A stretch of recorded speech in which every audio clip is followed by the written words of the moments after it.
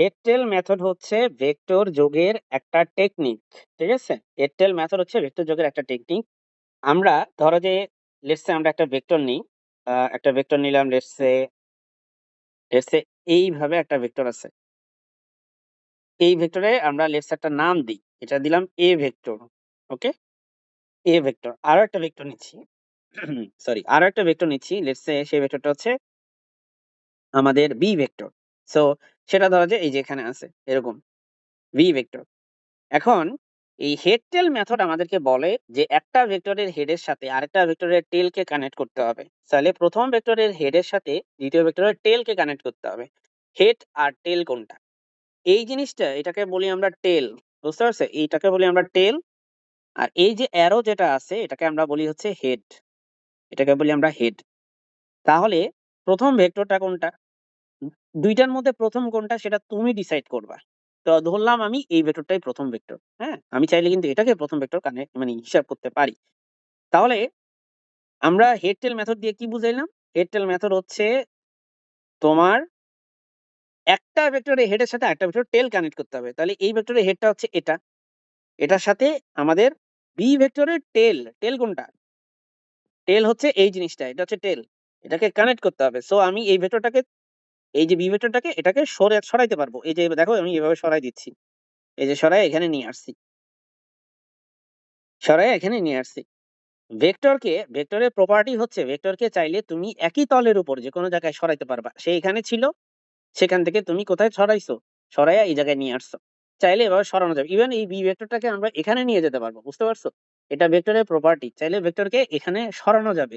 এই তলের উপর, এই যে এই তলের উপর তুমি সেটাকে যে কোনো জায়গায় সরাইতে পারবা। ঠিক আছে, যেহেতু সে এই তলের উপর আছে তাই চাইলে তুমি যে কোনো জায়গায় তাকে সরাইতে পারবা। এই যে সরাইতে পারবা এই জিনিসটাকে আমরা বলি ট্রান্সলেশন অফ ভেক্টরস। ঠিক আছে, ট্রান্সলেশন অফ ভেক্টর। ট্রান্সলেশন মানে কি? ট্রান্সলেশন মানে কিন্তু অনুবাদ না, এখানে ট্রান্সলেশন বলতে বোঝায় স্থানান্তর। ঠিক আছে, ট্রান্সলেট করা অর্থাৎ স্থানান্তর করতে পারবা তুমি ভেক্টরকে যে কোনো জায়গায় চাইলে এই প্লেনের উপর। এগুলো ভেক্টরের প্রপার্টিকে আমরা এভাবে ডিফাইন করে নিয়েছি। এখন ঠিক আছে, আমি বি কে এখানে সরিয়ে এখানে নিয়ে আসছি, ফাইন। তো এতে আমাদের কি হলো, হইছে এটা যে এই দুইটা ভেক্টর দিয়ে যদি আমি একটা নতুন একটা ভেক্টর বানাইতে চাই, হ্যাঁ, এ আর বি দিয়ে নতুন একটা ভেক্টর বানাবো, লেটস সে সেই ভেক্টরের নাম দিব আমরা আর ভেক্টর। ঠিক আছে, সেই ভেক্টরটা কেমন হবে, সেটা হবে, সেই ভেক্টরটা হবে সব সময় প্রথম ভেক্টরের লেজ, লেজ মানে টেল, হ্যাঁ, টেল মানে তো জানো তোমরা লেজ। প্রথম ভেক্টরের লেজ থেকে দ্বিতীয় ভেক্টরের মাথা বা হেডকে তুমি এভাবে কানেক্ট করবা, করে অ্যারো দিবা কোন দিকে, এই দিকে। এটাই হচ্ছে সেই নতুন ভেক্টর আর এর ডিরেকশন। ঠিক আছে, এটা হচ্ছে সেই নতুন ভেক্টর আর এর ডিরেকশন। এটাই হচ্ছে হেড টেল মেথড বলে। তো তুমি হয়তো ভাবতে পারো, যদি তোমার মাথায় এই কনফিউশন আসে যে তার মানে কি দুইটা ভেক্টর অ্যাড করা যাবে হেড টেল মেথড দিয়ে, আমরা ক্লাসেও দেখাইছি যে না, দুইয়ের অনেক বেশি ভেক্টর অ্যাড করা সম্ভব। চাইলে আরো অনেক ভেক্টর আমরা হেড টেল মেথড দিয়ে অ্যাড করতে পারি। ঠিক আছে, সো আশা করি হেড টেল মেথডের কনসেপ্টটা বুঝতে পেরেছো। চলো আমরা আরেকটা এক্সাম্পল নিই। তো এই নবাগত এক্সাম্পলে আমাদের তিনটা ভেক্টর নিছি। দেখো আমরা একটা নিছি পি, আর একটা কিউ, আর একটা হচ্ছে এস ভেক্টর। এই তিনটা ভেক্টর দিয়ে আমরা রেজাল্টেন্ট বের করব, অর্থাৎ এই তিনটা ভেক্টর যোগ করে একটা নতুন ভেক্টর বানাবো আমরা। So according to head tell method যে কোনো একটা ভেক্টরকে তুমি সবার আগে নাও। ঠিক আছে, লেটস সে আমি পি ভেক্টরটাকে আগে নিছি। সো আমি যদি পি ভেক্টরটাকে নেই, পি ভেক্টরটাকে আমরা এই যে এখানে লিখছি, দেখো এই যে এভাবে করে। আচ্ছা, খুব বাঁকা হয়েছে, আমি আবার করি। পি ভেক্টরটাকে এই যে এভাবে নিছি। ঠিক দেখো পি ভেক্টরটা যেভাবে আছে যতটুকু লেন্থ ততটুকু লেন্থে নিতে হবে। যেদিকে অ্যারো দেওয়া আছে না সেদিকেই অ্যারো দিতে হবে, কোনো প্রকার চেঞ্জ করতে পারবা না এই এই এই ডিরেকশনের আর কি। সো এটা হচ্ছে আমাদের পি ভেক্টর। এখন পরের ভেক্টরটা আমি নিলাম কিউ ভেক্টর। ঠিক আছে, সো এটাকে আমি সরাইয়া এই জায়গায় নিয়ে আসবো। পি কিউ যে ভেক্টরটা আছে সেটাকে আমরা সরিয়ে এখানে নিয়ে আসছি, কিউ ভেক্টরটাকে। এন্ড দেন আমাদের এস ভেক্টরটা, সেটাকে হচ্ছে আমরা এখানে নিচ্ছি, কারণ এস ভেক্টরটা ঠিক নিচের দিকে তাকিয়ে আছে এরকম। তো প্রতিটা ভেক্টরকে কিভাবে কানেক্ট করছি দেখো, একটা ভেক্টরের মাথার সাথে আরেকটা ভেক্টরের পরের ভেক্টরের লেজ, হ্যাঁ, তারপরে এটার মাথার সাথে এটার লেজ কানেক্ট করা হয়েছে, এই জন্য এটাকে নাম দিছে হেড টেল মেথড। সো রেজাল্টেন্ট তাহলে কিভাবে বের করবো? এখন রেজাল্টেন্ট বের করার জন্য প্রথম ভেক্টরটার টেল আর লাস্টের ভেক্টরটার হেড কানেক্ট করবা, করে এরকম একটা অ্যারো দিবা, ঠিক আছে? সো এই যে এরকম এরকম হবে জিনিসটা, এই যে এরকম একটা অ্যারো হবে। এটাই হচ্ছে আমাদের সেই রেজাল্টেন্ট ভেক্টর, ঠিক আছে? তো এটাই হচ্ছে আমাদের সেই রেজাল্টেন্ট ভেক্টর। লেটস সে আমি এটাকে দিলাম, এটার নাম দিলাম আর। তাহলে চাইলে আমরা বলতে পারি যে আর ভেক্টর মানে হচ্ছে আসলে P vector plus Q vector plus S vector, এই তিনটা ভেক্টর নিয়ে এখন চাইলে একটা ভেক্টরই বলা যায়, সেটা হচ্ছে আর ভেক্টর। তো এই তিনটা ভেক্টর দিয়ে মাত্র একটা ভেক্টর পাওয়া যাওয়া সম্ভব। তো এটা হচ্ছে হেড টেল মেথড। হেড টেল মেথডের মাধ্যমে এভাবে আমরা ভেক্টরকে অ্যাড করি। এখন আমরা যাব হচ্ছে ট্রায়াঙ্গেল লতে। ট্রায়াঙ্গেল ল কিন্তু একই রকম ভাবে ভেক্টরকে অ্যাড করারই একটা ওয়ে। হ্যাঁ, সো আমরা লিখি যে triangle law of adding vectors. Triangle law কি? ভেক্টরকে অ্যাড করারই একটা টেকনিক। এটা টেকনিক না, এটা অ্যাকচুয়ালি একটা ল। সো আমরা একটা ট্রায়াঙ্গেল আঁকি প্রথমেই। লেটস সে আমি এরকম একটা ট্রায়াঙ্গেল নিচ্ছি,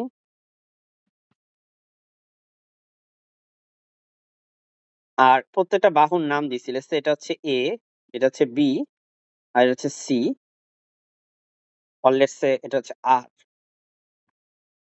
অ্যাকর্ডিং টু ট্রায়াঙ্গেল ল, যদি আমি ট্রায়াঙ্গেলের প্রথম দুইটা বাহু, যেমন এই বাহুটা এদিকে অ্যারো দেই,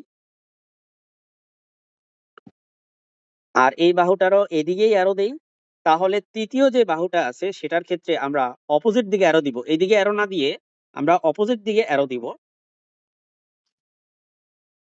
সো যদি এভাবে অপোজিট দিকে আমরা অ্যারো দেই, দিলে ট্রায়াঙ্গেল ল মতে, according to the triangle law, arrow যদি অপোজিট দিকে দেয়া হয়, তাহলে এই যে 3 নাম্বার যে বাহুটা আর ভেক্টর, সেটাকে আমরা বলতে পারি প্রথম দুইটা ভেক্টরের যোগফলের সমান।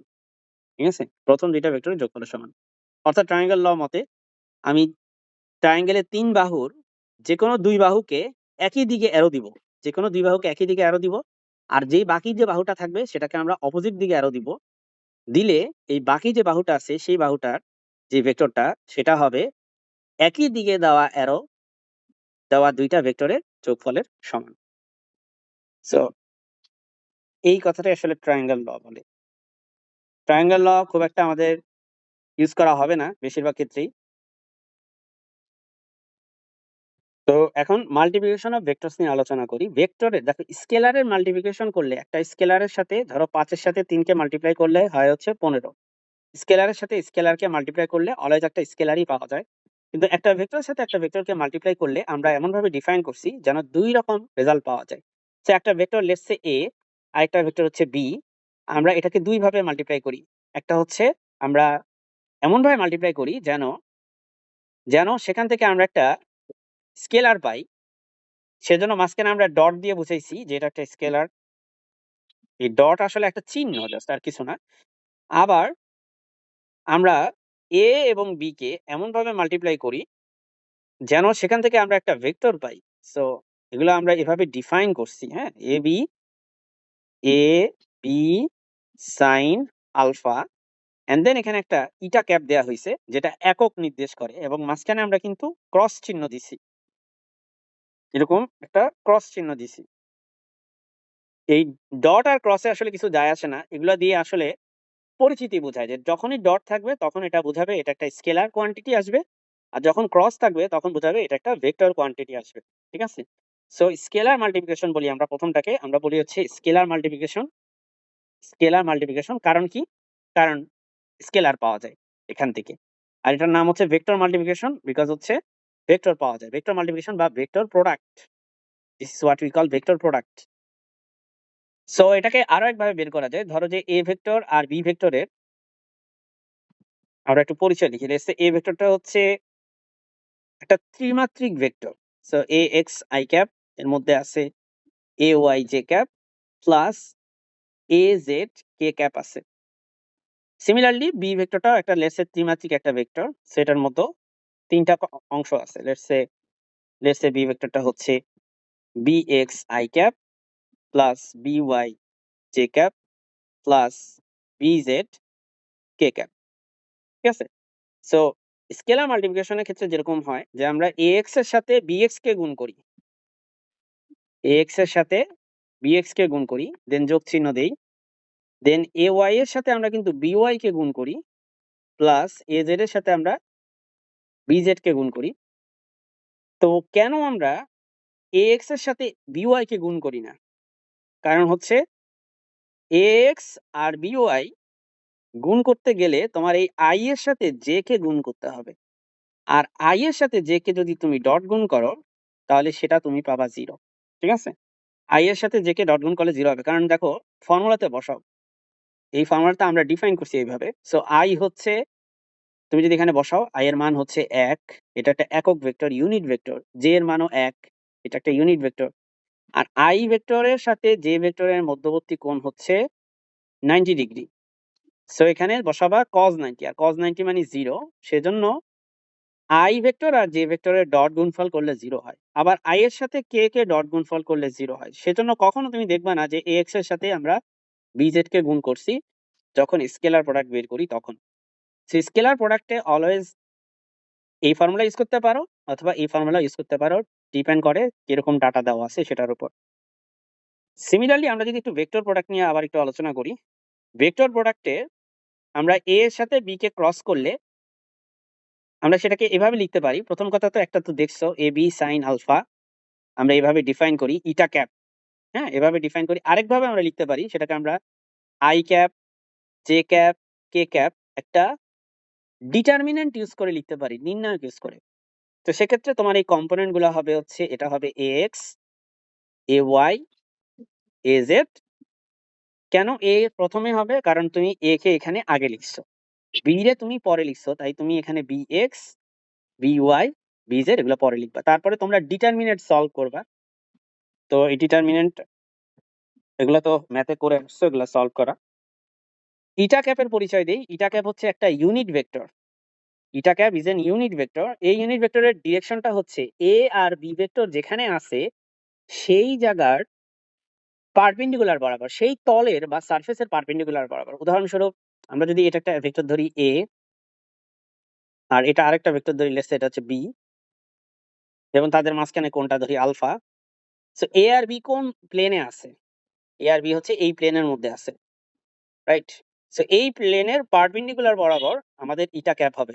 সো ইটা ক্যাপটা হবে হচ্ছে এই প্লেনের হয় ভিতরের দিকে নাহলে বাহিরের দিকে।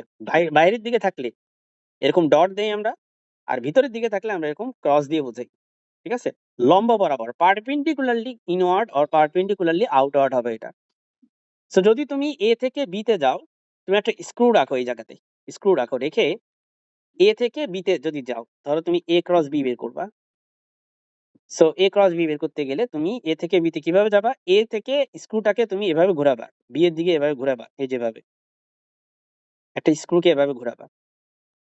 ঘুরাইলে দেখবা স্ক্রুটা তোমার বাহির দিকে বের হয়ে আসে, স্ক্রুটা দেখবা বাহিরের দিকে বের হয়ে আসতেছে। সো এই জন্য আমরা বলি যে এ থেকে বি তে গেলে এটা ডিরেকশন হবে পারপেন্ডিকুলারলি আউটওয়ার্ড। আর যদি উল্টা হয়, বি থেকে এতে আসো, একটা স্ক্রুকে যদি বি থেকে এতে এভাবে ঘোরাও, দেখবা যে এটা ভিতরের দিকে যাচ্ছে। এজন্য আমরা বলি বি ক্রস এ, এটা ডিরেকশন হবে পারপেন্ডিকুলারলি ইনওয়ার্ড। হ্যাঁ, পারপেন্ডিকুলার ইনওয়ার্ড বা লম্বভাবে ভিতরের দিকে।